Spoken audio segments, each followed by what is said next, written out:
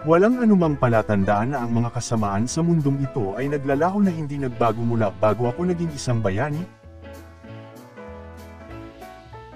Kaya't sa palagay ko hindi ko talaga nabago ang kahit ano.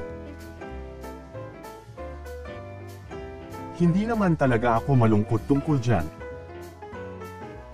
Pero mayroong isang bagay na nakakabahala sa akin kamakailan habang lumilipas ang mga araw. Ang aking mga damdamin ay lumalayo palalo.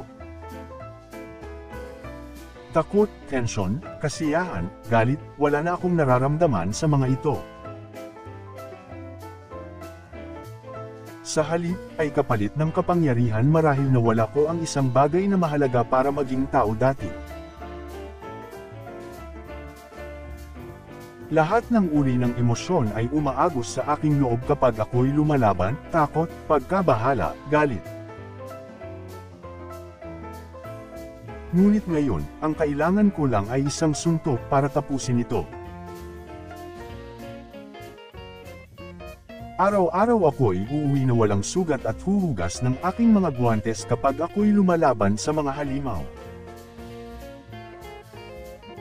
Hindi ko na talaga nararamdaman na nasa puso ko pa ang pagiging totoo dito.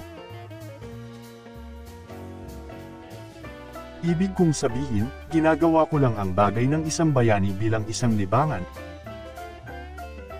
Ngunit habang ako'y nag-e-enjoy dito sa dulo, iyon lang naman talaga ang mahalaga sa akin.